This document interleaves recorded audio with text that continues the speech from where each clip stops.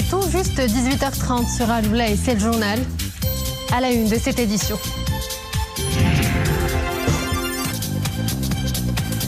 L'escale culturelle hebdomadaire de ce soir, nous la consacrons à l'une des figures les plus engagées du slam marocain, Fatil Mobset.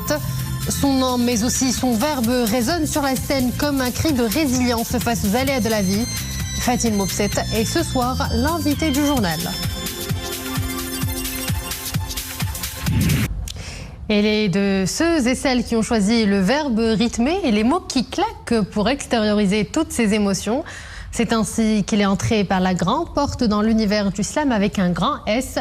Oui, parce que Fatil Mobset est une des figures du slam les plus engagées en permanence et l'œuvre a créé du lien social par cet art oratoire, notamment par l'organisation du championnat national du slam poésie au Maroc. Une manière de démocratiser ce mode d'expression à la fois éducatif et inventif. Dominique Orlando et Asma Attiazi. Si on t'organise une vie bien dirigée, où tu t'oublieras vite. Il n'est pas tout à fait anodin d'avoir à brosser le portrait d'une jeune femme pour qui chaque mot a son sens et sa place exacte dans toute parole prononcée, dans toute parole déclamée et singulièrement pour Fatil Mobset qui est une slameuse hors pair qui a déjà eu à représenter son pays au championnat d'Afrique de slam poésie. Je suis née en février. C'était un jeudi. Je m'entendis pleurer, j'ai réalisé que j'étais en vie. Je me croyais trempée de menthe, mais là où j'ai atterri, il y avait des choses géantes et mon corps était petit. Résiste, prouve que tu existes. Les mots, elle a très vite appris à en connaître tous les ressorts, au départ en tant que psychologue clinicienne où l'accompagnement des patients se fait aussi par l'écriture. Aujourd'hui plus que jamais en tant que slameuse et poétesse, car les mots lui permettent d'exprimer en particulier ce qu'elle ne désire pas totalement taire. Toutes les zones d'ombre qui la traversent et qui sont finalement le propre reflet de toutes nos existences confrontées à l'âpreté du réel. Dans les trajectoires sombres, je suis restée enfuie, dans l'espoir de comprendre comment vivre, comment exister. Le mal, la douleur, la souffrance, j'ai croisé. Dans ma vie en douceur, ils se sont installés. Trouvant refuge en moi, ils n'ont plus voulu me quitter. Il ne manquait plus que ça. Avoir envie de les dire, c'est dans son cas avoir aussi le désir ardent de les partager. Elle y parvient avec virtuosité dans ses recueils de poésie, mais aussi sur scène, où désormais d'autres jeunes gens au Maroc ont choisi de la suivre et de l'escorter sur ce chemin de l'excellence littéraire à l'état pur.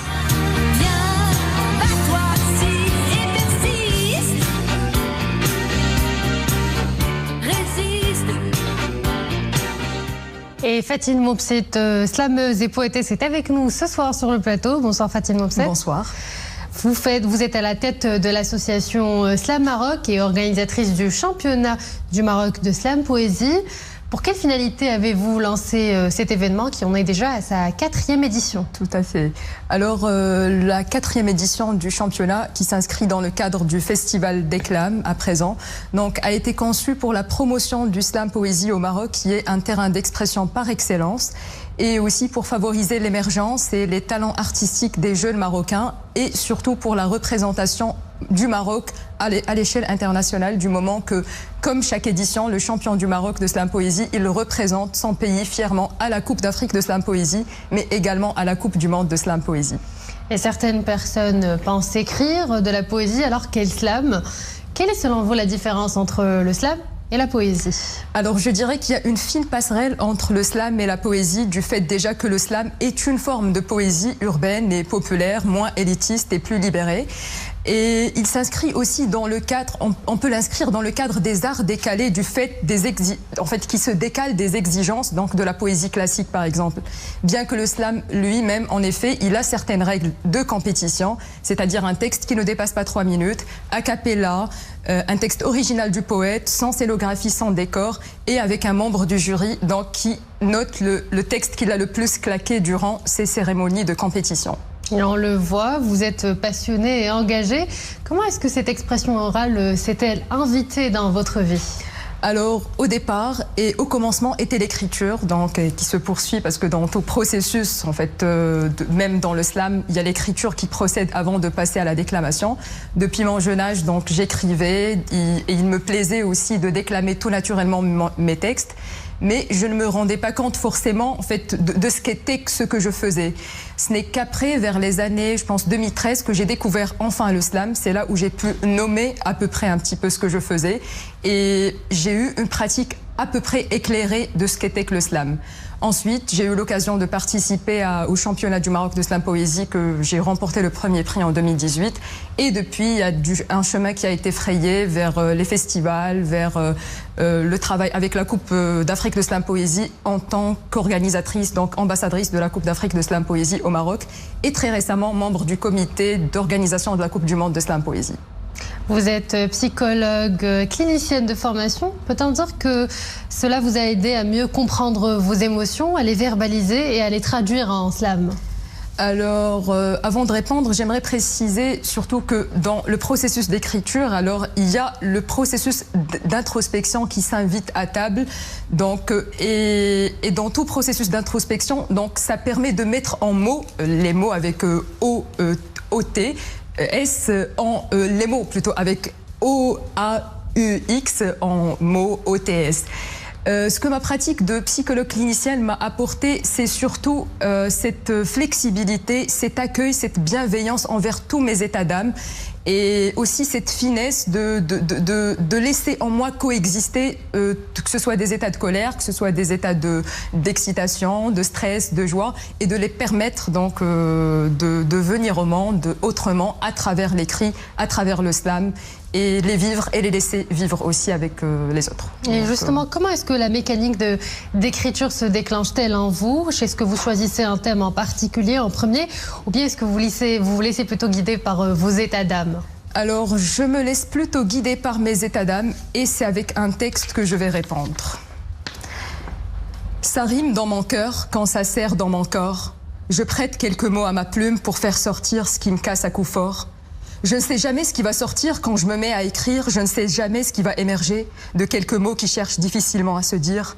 Quand le réel demeure inaccessible, la métaphore imaginairement symbolise. Quand en nous des choses se bousculent, des vers nous réaniment, nous humanisent, nous déshumanisent.